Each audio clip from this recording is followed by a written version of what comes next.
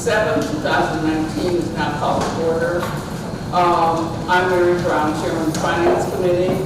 On our agenda tonight is one ordinance, CPO 2019-51, which is an ordinance approving salary and operating budgets for the City of Gary's Community Development Block Grant Program year 2019, Emergency Solutions Grant Program year 2019, and Home Program year 2019, and approving budgets for the foreclosure program, sponsored by Mayor Karen Freeman Wilson and Angela Hayes, City Controller, Community Development Division, Department of Commerce.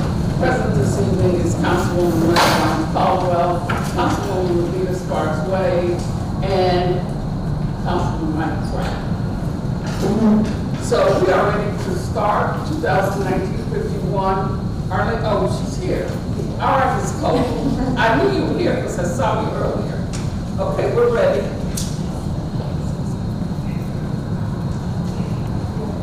I'm passing out program descriptions for 2019 program year. Okay. For you, Bristol. I'm Arlene Collins, Community Development Director. Tonight we are looking at the 2019 budget for the Community Development Department. The ESG or Emergency Solutions Grant Program as well as the Home Program. As you are aware, we receive our dollars in the middle of the year, so our budgets come for your approval in the summer, late summer, and we're here now for 2019 dollars.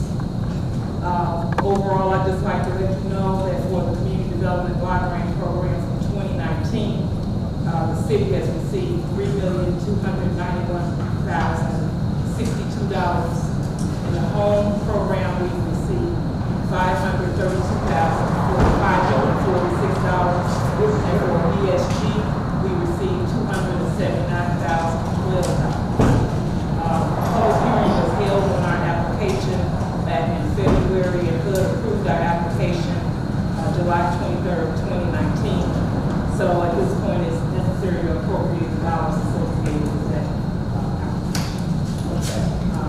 We'll start with the first item, the first budget.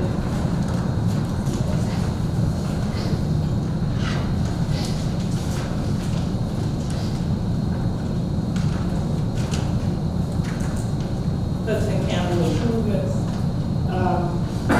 We have with us tonight Mr. Paul Powers, who is the owner of the Powers Construction Company that is doing the rehabilitation of the Hudson County.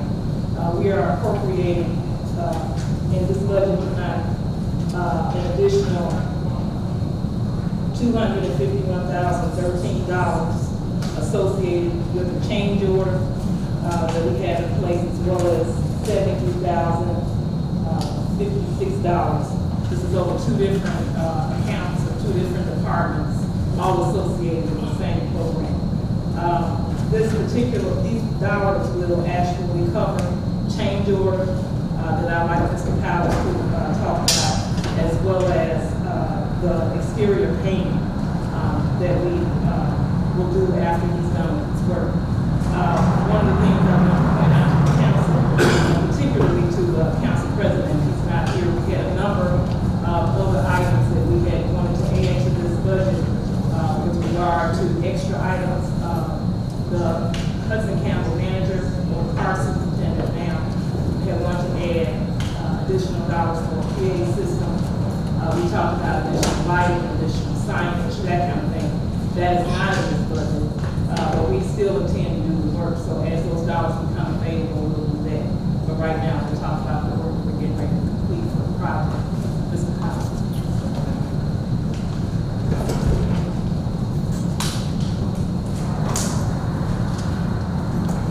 Good evening.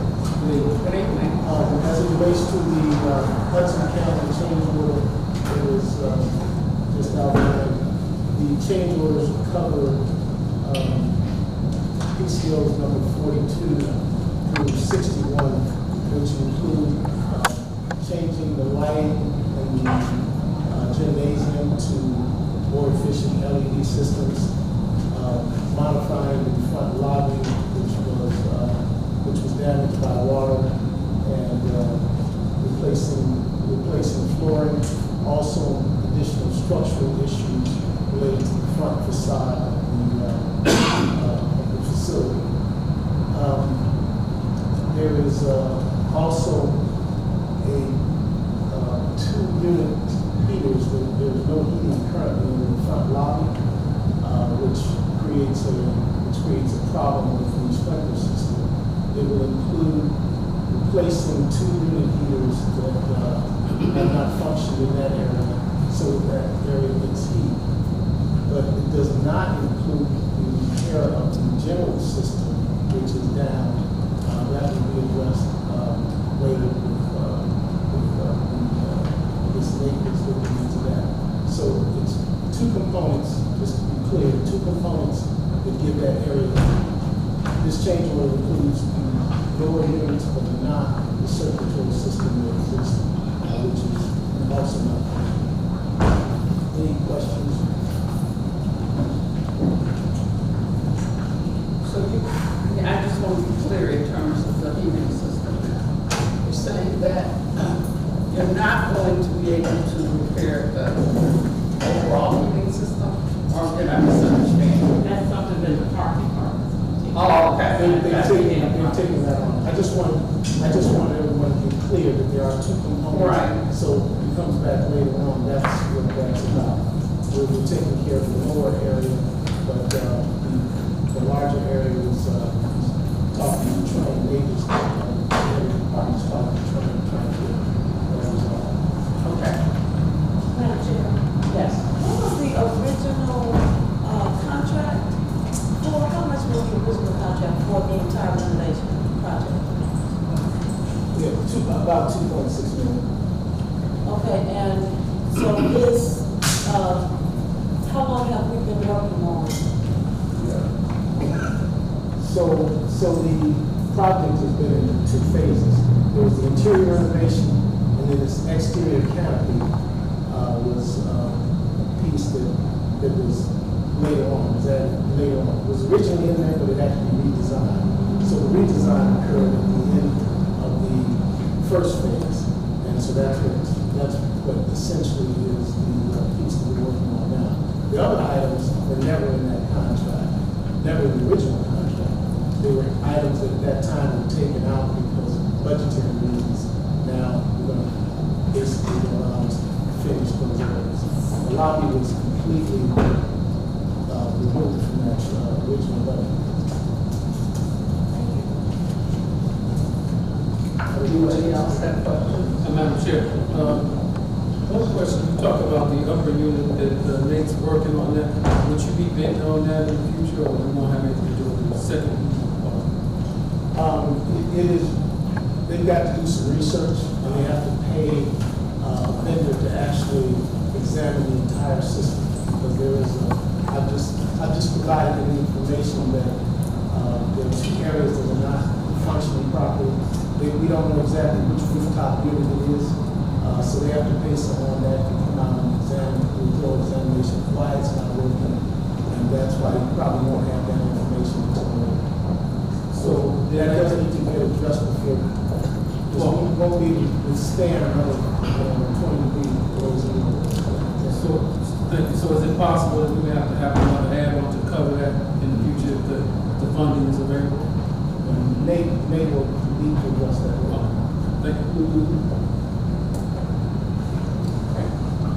Any other questions? Thank you. Okay, thank you. And I need to mention that our first district councilwoman, Rebecca White, is joining us. Okay. Other programs that we'll be funding include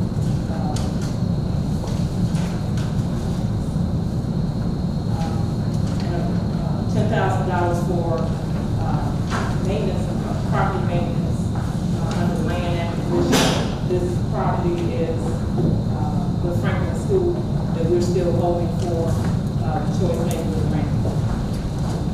We also also added $35,000 in the community development block grant to match $35,000 in ESG, emergency solutions, including rehab for the shelter, Commissioner Women's emergency shelter.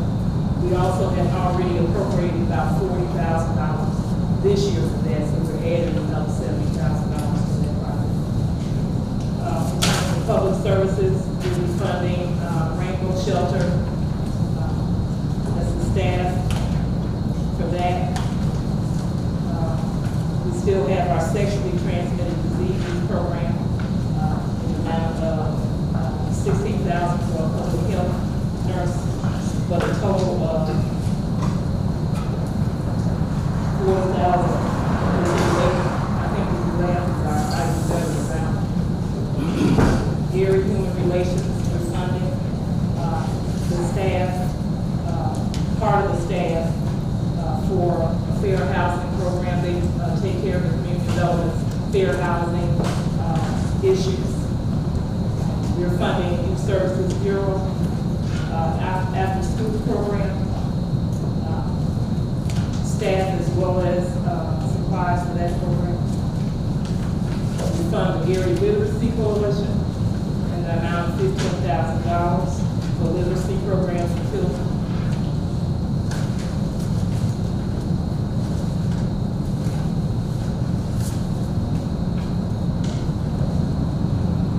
We have the HON program, or homeownership opportunity network program.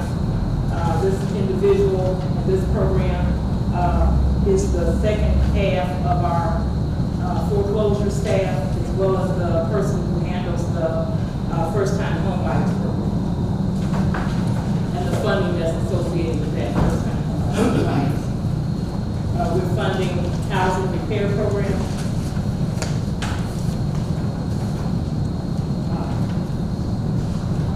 The emergency repair program and the senior rehab program. These are programs that we have been funding for a number of years, and we'll be getting applications again in January, as we mentioned earlier. I'm sorry, this is taking applications when for The the beginning of January. David Call, everybody. Yes, sir. I know that. This amount, when you take an application, that hasn't been spent. No, these are dollars that have not been spent. We're just receiving these now. Oh, all right. So will you spend any of this before January? No, the process for actually qualifying a person takes probably until January, by the time we'll be ready to spend the dollars. Maybe. We have neighborhood rehab, they're refunding. Primarily, this program takes care of our tenant houses that we own. There was a neighborhood stabilization program where we rehab homes a number of years ago. Some of those homes are actually been sold, and some are contained shelters.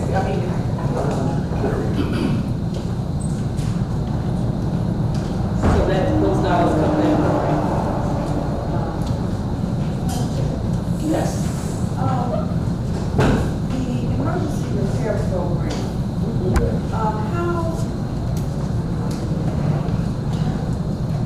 how do we base our, do we always help only 13 households? No, it depends on what we actually repair.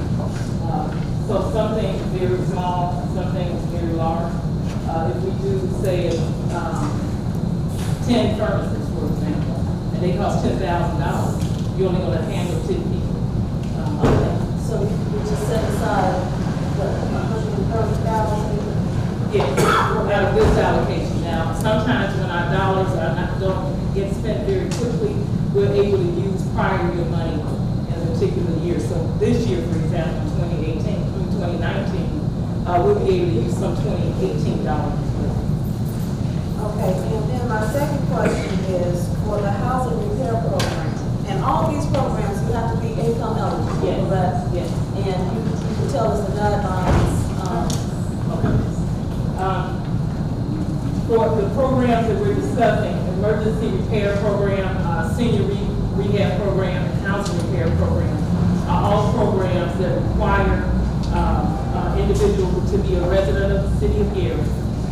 they must be 80% or less under the median income. And to give you an example of what that means for a family of one, your income is about $37,000, somewhere in that range. We would only serve those individuals, and we also serve in target areas.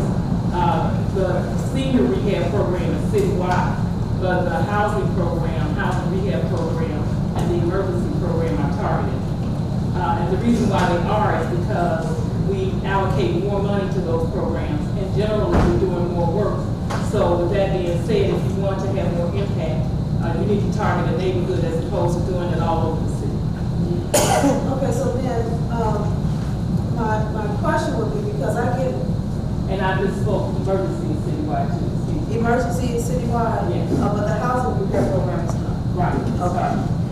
And, how long have you been targeting these neighborhoods? We generally do it about 5 years. This is the 5th year for those programs, so those particular neighborhoods. So then we'll look at what our next neighborhood will be.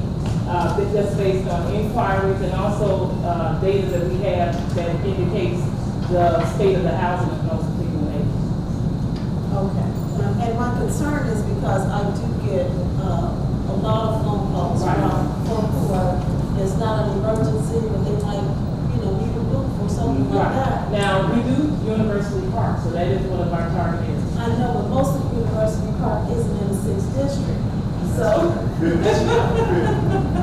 Yeah. so, But we don't stay, we actually move around, I just took it that way. So, but you have to stay in the neighborhood long enough to really have an impact. So, we're at the end of our 5 years.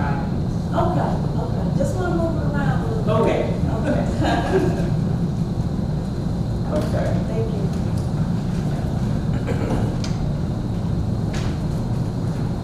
Housing Services Administration, this is the staff that actually handles the housing program. They're coming here.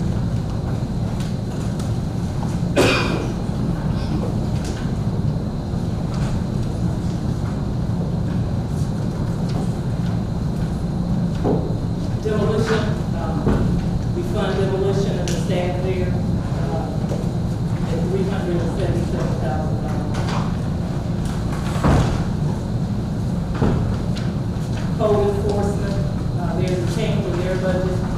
They are eliminating 2 positions, a manager and a coordinator, and creating a new position, operations manager. You see that in the budget. And there's someone here to answer any questions if you have questions about this. Yeah, I have some questions about code enforcement. Because with all the things that they need to do, and I don't see how they can eliminate any positions, but you said they're eliminating a man, tell me again.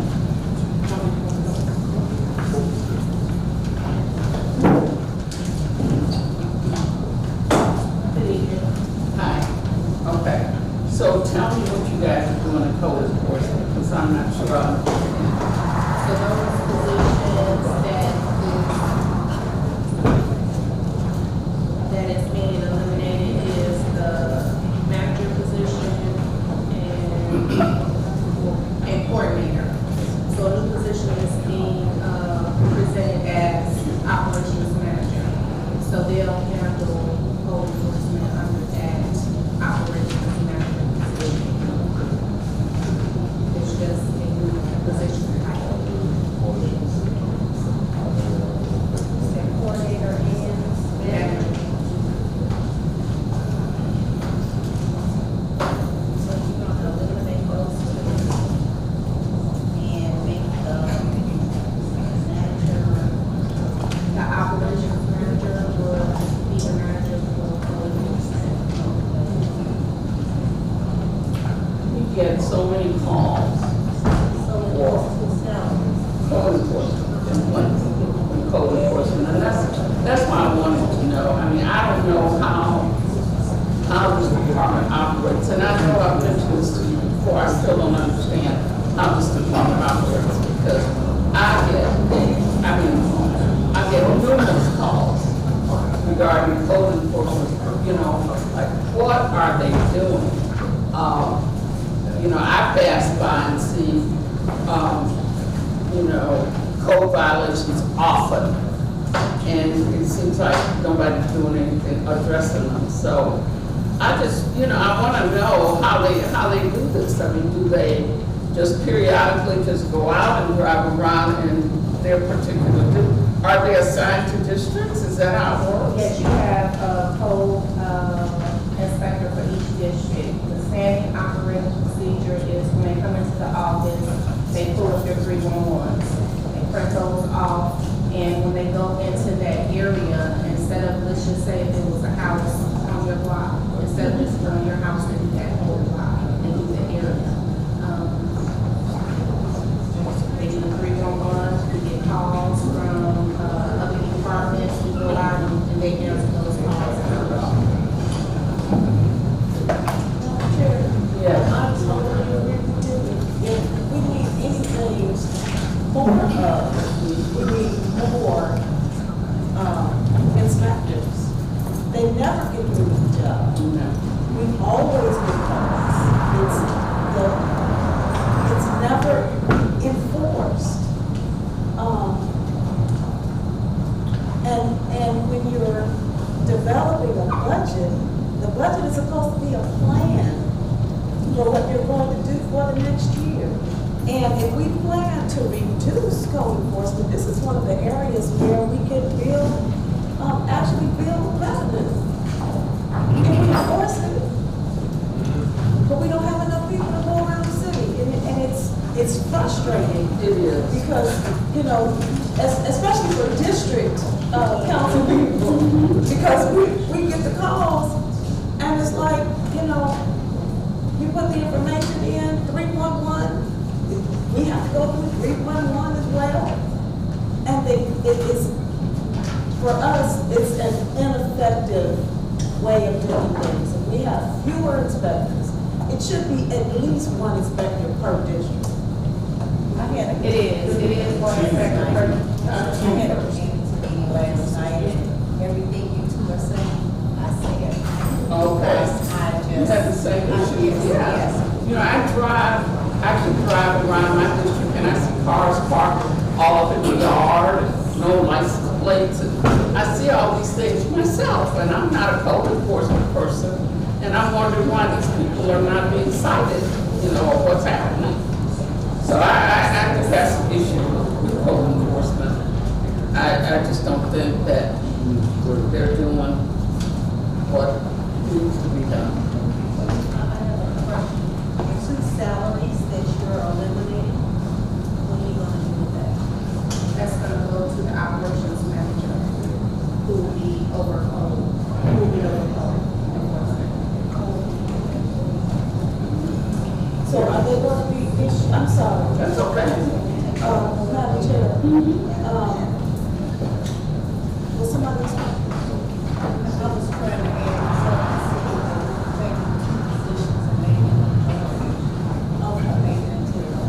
So is the operations manager also going to serve as an inspector?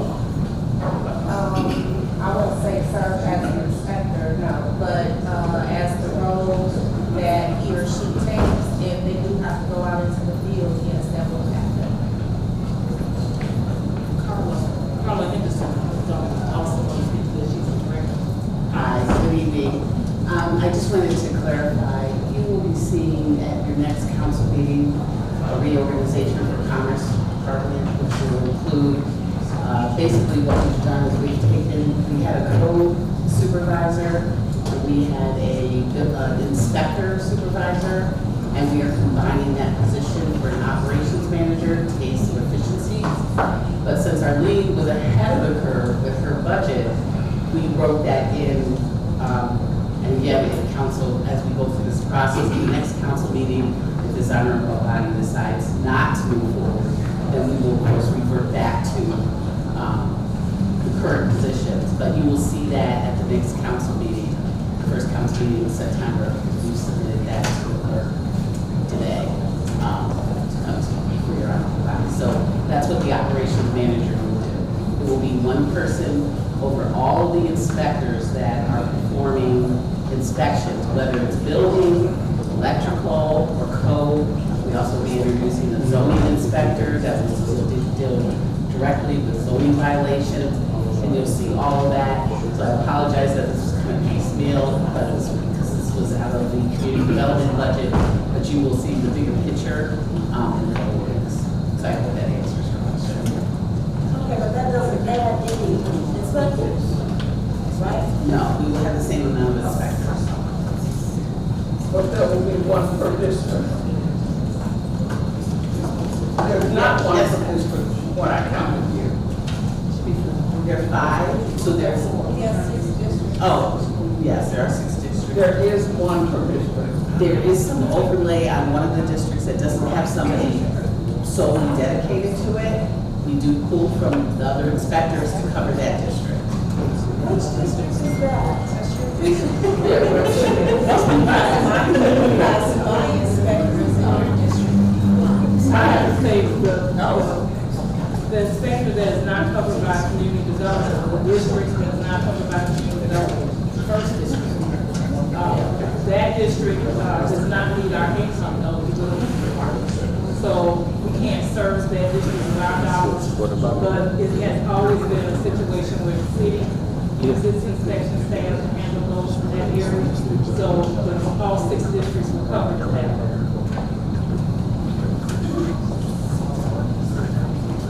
All right. Any more I have a questions? question. The current manager, what will her position be? Or the previous Will that last manager? us today?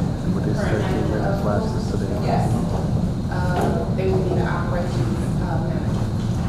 So the current manager will go into that position? Yes. No.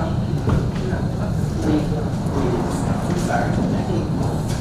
So right now, we have appointed somebody who's taken, somebody who's doing rental registration, and we had a vacancy. Put them over code enforcement. So they're acting as a supervisor.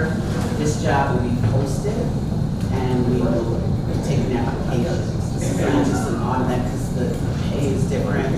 And so this, and the qualifications are different, so we're going to open it up to the public.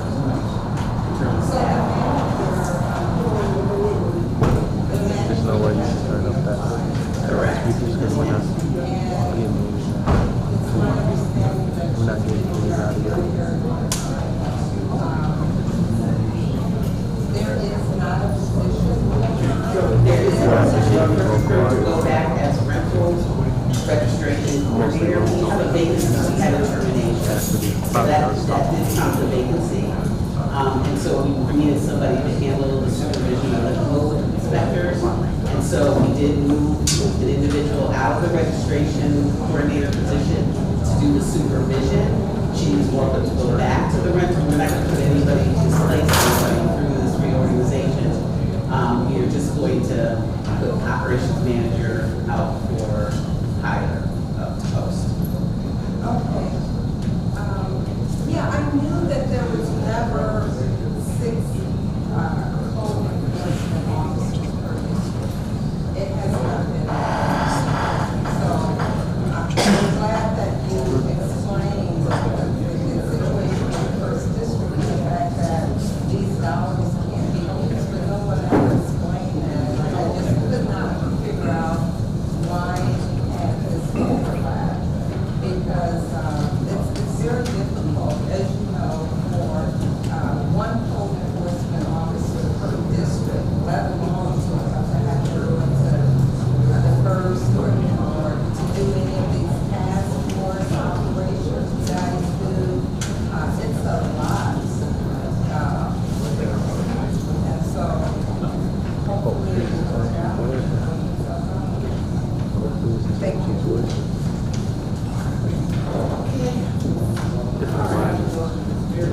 We've been joined by Councilman Purvis Smith and Councilwoman Carolyn Rogers.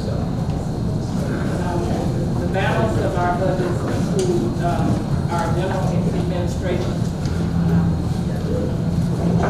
as well as our home programs. The home program is that's where our dollars are allocated for rehabilitation projects. And I'm skipping around because I know it's probably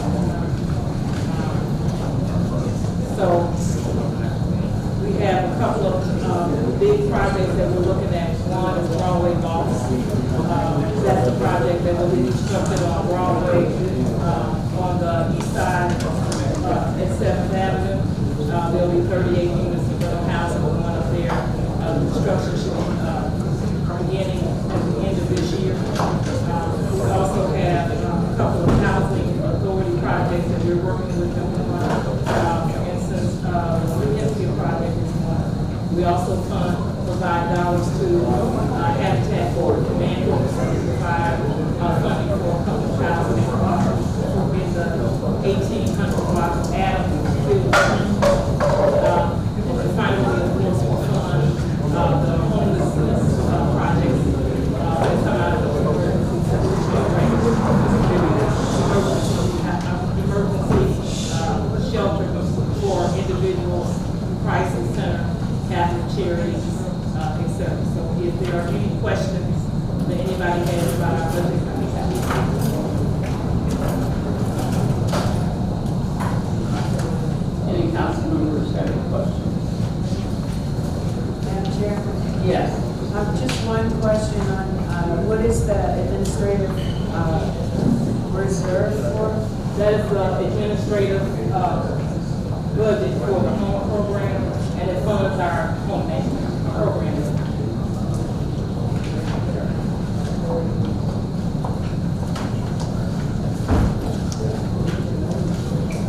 Any other council members have any questions?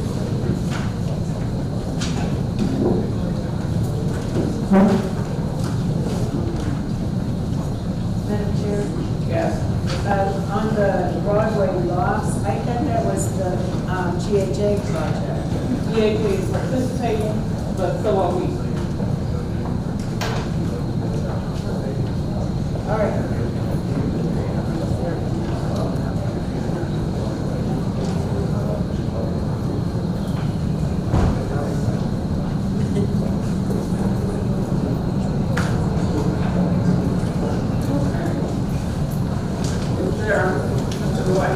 Yes, I was anxious to hear a little bit more about that convention project. I know it's been languishing for about 30 years. We put money into it every single year. Does it look like it's getting any better? We haven't put money into it. Over here it says you're putting it up to $200,000. You see it for 30 years. We have not been in the budget. However, the project, one of the problems with the McKenzie project in terms of finding development is that the land around it is very small. And usually if you're doing some sort of affordable housing project, you have to meet certain criteria, and it's difficult to meet all of the requirements.